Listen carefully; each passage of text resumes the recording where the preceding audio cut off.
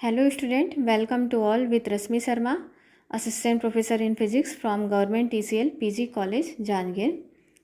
Today we will discuss one more important topic of MSc second semester Physics, subject Electronics from Unit 4th, and the lecture topic is Waveform Generator and its types.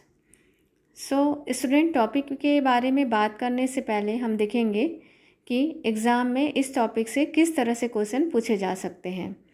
अगर हम last 3 years के questions के बारे में बात करें unit 4 से, तो इससे पता चलता है कि हमारे एग्ज़ाम में कैसे क्वेश्चंस आ सकते हैं।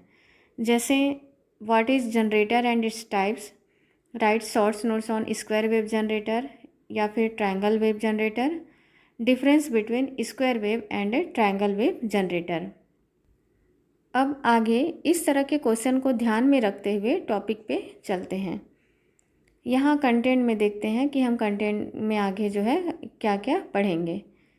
जनरेटर एंड इट्स टाइप्स देखेंगे, देन स्क्वायर वेव जनरेटर की डिटेल स्टडी करेंगे, देन ट्रायंगल वेव जनरेटर की डिटेल स्टडी करेंगे और लास्ट में difference between square wave generator and triangle wave generator को देखेंगे। इससे आपके सभी क्वेश्चंस के आंसर यहाँ पर कवर हो जाएंगे। तो वेव फॉर्म जनरेटर किसे कहते हैं? वेव फॉर्म जनरेटर एक इलेक्ट्रॉनिक सर्किट है जो स्टैंडर्ड वेव्स जनरेट करता है। सेकेंड पॉइंट में दिया गया है, वेव फॉर्म जनरेटर को सर्किट को टेस्ट करने के लिए यूज़ किया जाता है सिग्नल जनरेट करने पर, जिसे फीड करते हैं सर्किट में एनालिसिस करने के लिए। Types of wave form generator. Op amp based wave form generator के 2 टाइप्स होते हैं। First one is square wave generator and second one is triangular wave generator. Now square wave generator का detail देखते हैं। Square wave generator एक electronic circuit है जो square waves generate करता है। स्क्वायर वेव जनरेटर एक ऑसिलेटर की तरह है जिससे बिना किसी इनपुट के आउटपुट मिलता है। विदाउट एनी इनपुट मतलब इनपुट 0 सेकेंड के अंदर अप्लाई करना है। Means it must be an impulse input जो बहुत ही शॉर्ट टाइम के लिए अप्लाई किया जाता है। स्क्वायर वेव जनरेटर को एस्टेबल मल्टी वाइब्रेटर और फ्री रनिंग मल्टी वाइब्रेटर भी कहा जाता है। एस्टेबल मल्टी वाइब्रेटर के बारे में हम बात कर चुके हैं कि इसमें बाहर से कोई भी क्लॉक पल्स या वोल्टेज अप्लाई नहीं किया जाता। थर्ड पॉइंट में बताया गया है कि it is non sinusoidal waves and contain odd harmonics. Non sinusoidal means periodic wave form से है, जिसको साइनसोडियल वेव्स के इनफाइनाइट समेशन द्वारा रिप्रेजेंट किया जा सकता है और फंडामेंटल फ्रीक्वेंसी के साथ ऑड हार्मोनिक्स भी प्रेजेंट होते हैं। एंड लास्ट पॉइंट में बताया गया है कि स्क्वायर वेव जनरेटर की फ्रीक्वेंसी आउटपुट वोल्टेज पर डिपेंड नहीं करती है। अब देखते हैं इसके ऑपरेशन को। Operation of square wave generator with the help of circuit diagram. यहाँ पर सर्किट डायग्राम दिया गया है जिसमें रजिस्टर R1 कनेक्टेड है ऑप एम्प के inverting input terminal and output के बीच में। सो R1 निगेटिव फीडबैक की तरह यूज़ होगा। सिमिलरली रजिस्टर R2 कनेक्टेड है ऑप एम्प के non inverting input terminal and output के बीच में, इसलिए R2 पॉजिटिव फीडबैक पाथ में यूज़ होगा। कैपेसिटर C ऑप एम्प के इन्वर्टिंग इनपुट टर्मिनल और ग्राउंड के बीच में कनेक्टेड है, इसलिए वोल्टेज कैपेसिटर C पर इनपुट वोल्टेज होगा इस ऑप एम्प के इन्वर्टिंग टर्मिनल के लिए। उसी तरह से रजिस्टर R3 ऑप एम्प के non inverting input terminal and ground के बीच में कनेक्टेड है, इसलिए R3 पर वोल्टेज इस ऑप एम्प के नॉन इन्वर्टिंग इनपुट टर्मिनल का इनपुट वोल्टेज होगा। Now it's working procedure. यहाँ एज्यूम करते हैं कि कैपेसिटर पर इनिशियली कोई चार्ज स्टोर नहीं रहता है, तो ऑप एम्प के इन्वर्टिंग टर्मिनल पर वोल्टेज 0 होगा। बट ऑप एम्प के नॉन इन्वर्टिंग टर्मिनल पर कुछ ऑफसेट वोल्टेज प्रेजेंस रहता है, इसलिए इस सर्किट में आउटपुट की वैल्यू प्लस V सैचुरेटेड के इक्वल होगी। अब कैपेसिटर C रजिस्टर R1 के थ्रू चार्ज होना स्टार्ट होगी, फिर इस सर्किट में आउटपुट की वैल्यू चेंज होकर माइनस वी सैचुरेशन के इक्वल हो जाएगी। जब कैपेसिटर C पर वोल्टेज रजिस्टर R3 के वोल्टेज से अधिक हो जाती है तब आउटपुट की वैल्यू चेंज होती है। उसके बाद कैपेसिटर C R1 के थ्रू डिस्चार्ज होने लगेगी। जो कैपेसिटर C का डिस्चार्जिंग प्रोसेस है रजिस्टर R1 के थ्रू, यह जब आउटपुट की वैल्यू जो है माइनस वी सैचुरेटेड के इक्वल रहेगी तब डिस्चार्ज होना स्टार्ट होगा। उसके बाद जब वोल्टेज कैपेसिटर C पर R3 के वोल्टेज से कम होता है तब फिर से आउटपुट की वैल्यू प्लस वी सैचुरेटेड के इक्वल हो जाती है। और यही जो है स्क्वायर वेव जनरेटर का वर्किंग प्रोसीजर है।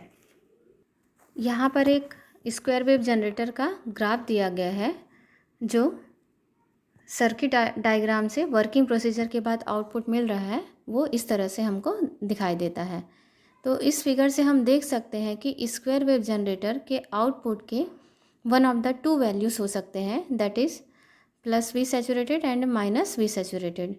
इसके लिए आउटपुट के एक वैल्यू में कुछ समय तक रहेगी और फिर अनदर वैल्यू में यहाँ पर ट्रांजिशन होता है और यहाँ पर भी कुछ समय तक रहती है। तो इस तरह से यह प्रोसेस कंटिन्यू होते रहता है। अब इसके एप्लीकेशंस को हम यहाँ पर देखते हैं। स्क्वायर वेवफॉर्म जनरेटर को इलेक्ट्रॉनिक्स एंड सिग्नल प्रोसेसिंग में यूज़ करते हैं। स्क्वायर वेव्स को डिजिटल सिस्टम में ऑपरेशन की टाइमिंग को कंट्रोल करने के लिए यूज़ करते हैं, जैसे माइक्रो प्रोसेसर के लिए क्लॉक जनरेटर। एनालॉग सर्किट में भी इसके काफ़ी सारे यूजेस हैं, जैसे from simple lamp flashes to complex control system. And next point में दिया हुआ है कि पल्स विज सिस्टम में भी इसे यूज़ कर सकते हैं ऑडियो एंड रेडियो एप्लीकेशंस के लिए। अब इसका जो सेकंड टाइप है ट्रायंगुलर वेव फॉर्म, उसको हम देखते हैं। ट्रायंगुलर वेव जनरेटर एक इलेक्ट्रॉनिक सर्किट है जो ट्रायंगुलर वेव्स को जनरेट करता है। इसका इम्पॉर्टेंट फीचर है कि इसमें equal rise and fall time होता है। Triangular waves non sinusoidal wave form है। ट्रायंगुलर शेप के कारण इसका नाम ट्रायंगुलर वेव फॉर्म जनरेटर पड़ा है। थर्ड पॉइंट में दिया गया है कि यह periodic piece wise linear continuous real function है और स्क्वायर वेव की तरह ट्रायंगुलर वेव में भी केवल ऑड हार्मोनिक प्रेजेंट रहते हैं। यह ट्रायंगुलर वेव जनरेटर का ब्लॉक डायग्राम है। इसमें दो ब्लॉक है, that is square wave generator and second one is an integrator. ये दोनों ब्लॉक को सीरियल वाइज ऐड किया गया है। That means square wave generator के आउटपुट को इंटीग्रेटर में इनपुट की तरह अप्लाई करेंगे। Now let's see its operation with the help of circuit diagram of op amp based triangular wave generator. Triangular wave generate करने के लिए हमें इनपुट की ज़रूरत पड़ेगी और यहाँ पर स्क्वायर वेव्स को इनपुट की तरह यूज़ कर रहे हैं और जो उसका सेकंड पार्ट है एन इंटीग्रेटर, वह स्क्वायर वेव्स को ट्रायंगुलर वेव्स में कन्वर्ट करता है। तो इसके ऑपरेशन के यहाँ पर दो पार्ट है। पहला जो है square wave generator and second one is an integrator.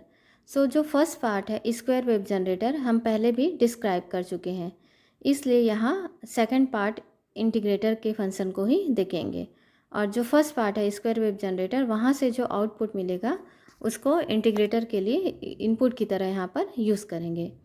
तो आइए देखते हैं इसके वर्किंग प्रोसीजर को।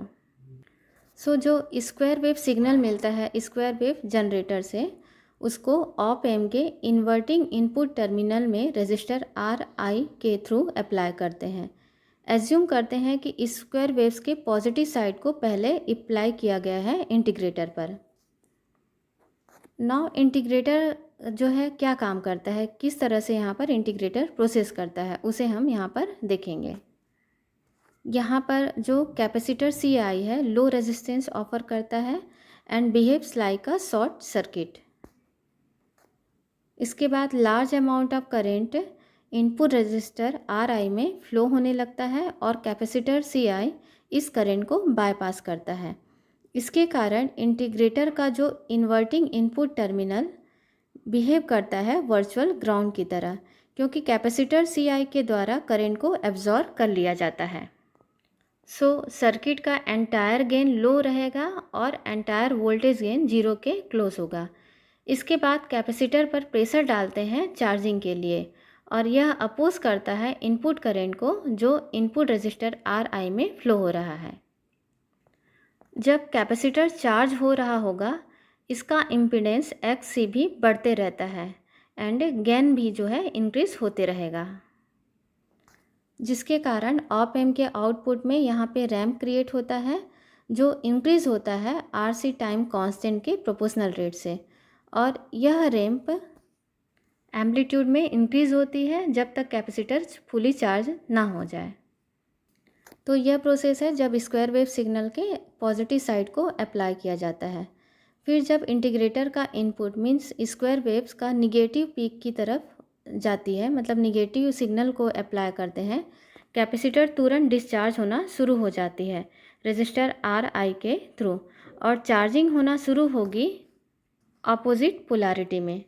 अब कंडीशन रिवर्स हो गया है एंड ऑप एम्प का आउटपुट फिर से रैम्प क्रिएट करता है जो निगेटिव साइड जाएगा RC टाइम कांस्टेंट के प्रोपोर्शनल रेट से।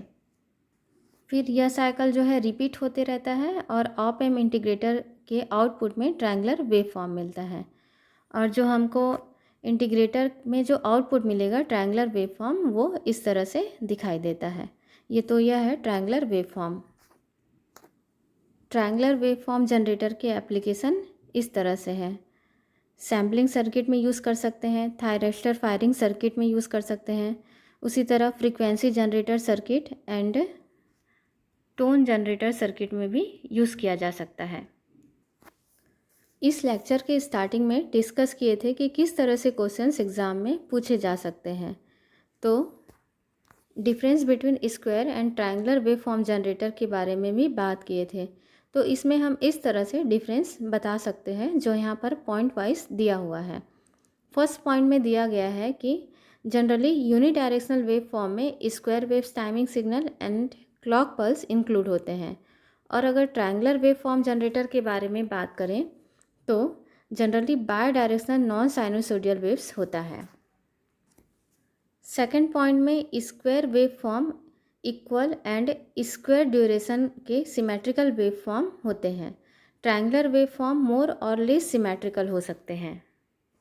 नाउ थर्ड पॉइंट में दिया गया है स्क्वायर वेव फॉर्म में फंडामेंटल फ्रिक्वेंसी के साथ ऑड हार्मोनिक भी प्रेजेंट रहता है, और ट्रायंगुलर वेव फॉर्म में भी सेम ऑड हार्मोनिक होता है स्क्वायर वेव्स की तरह, बट अनलाइक स्क्वायर वेव्स जब फंडामेंटल फ्रिक्वेंसी से दूर जाता है ऊपर से पतला होने लगता है और ट्रायंगल शेप क्रिएट करता है।